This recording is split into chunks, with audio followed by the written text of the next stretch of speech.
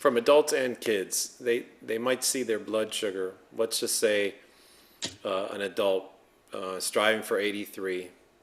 They know that their blood sugar is flat, and they see their blood sugar down at 65 or 68, or a parent sees their kids sleeping in their level, but they might be at 68 or 67. Everyone wonders, what's the breaking point? Where do you really have to take action? And what do we know about we know so much about the effects of hyperglycemia. What about the effects of hypoglycemia? Okay. We don't know much about mild hypoglycemia. The literature only look at situations where people have severe hypoglycemia as described requiring outside assistance. That means they're either unconscious and require glucagon, or they're non-compos mentis and someone gives them some glucose or something else sweet, some glucose gel perhaps, to get their blood sugar up, or where they can check their own blood sugar and take care of themselves. And in the case of people with frequent severe hypoglycemia, and usually it really involves loss of consciousness, there is, on the one hand, diminution in brain size and problems in certain parts of the brain on imaging. But these people are also high. You don't see people who are just hypoglycemic. Right. There's no literature on people who are just low. They're all very high too. So it's tough to find good studies, and no studies of people that have something where you'd call it hypoglycemia by the numbers, but maybe not by their symptoms. They may not have symptoms.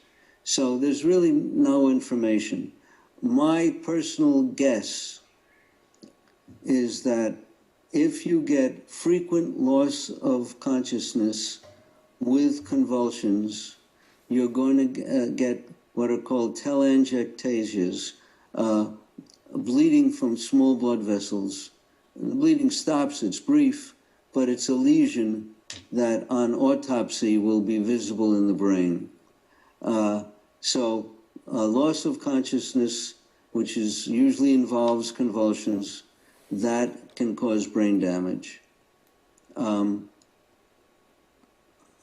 Less than that, without loss of consciousness, we just don't know. We have no idea. Okay. And of course, if you look on the data, if you take any diabetic cadaver at random and look at his brain, you will find lots of abnormalities, because in this population, there are none with blood sugars remotely normal.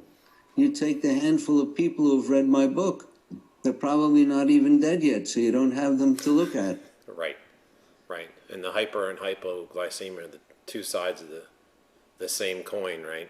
So. Yeah, it's you just can't tell. So there may be something bad, a little bit bad, about slightly low blood sugars. Now, endocrinologists want to avoid even a slightly low blood sugar, because if someone then goes too low and convulses and dies, they're afraid of getting sued. If a patient goes only a little bit too low and is out in the car and kills someone, the endocrinologist might get sued. So they want to avoid all lawsuits. The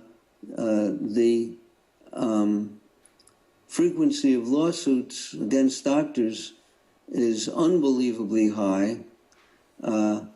There's, according to some statistics I read, something like 75% of all physicians have been sued. Wow. So you're asking for it to become a doctor. Yeah. And there are certain things that are more important than the well-being of the patient. The doctor wants to remain in practice, and he doesn't want to be bankrupted. The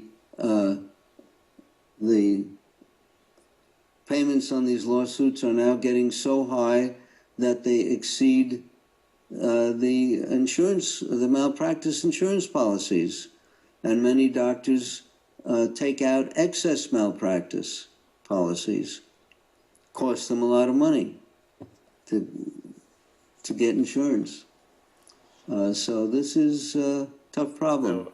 I would say that the most immediate feature, I mean, I know hundreds of people following, many hundreds of people following your prescriptions, and none of them use juice boxes to treat lows, I would say. The lows are treated with broken bits of glucose tabs. Even a 4-gram glucose tab is, I mean, I can't remember the last time my son used a 4-gram glucose tab to treat a low. He might use a half, or in a real dire situation, maybe a little more than a half of a tab when he's down into the 50s. So to me, it's the most important immediate feature of your prescription, right?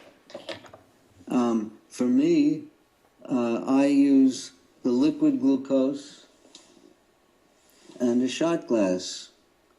And so I could take 1 teaspoon, which would be 1 gram, and that will raise me about 7. Now, why do I do that?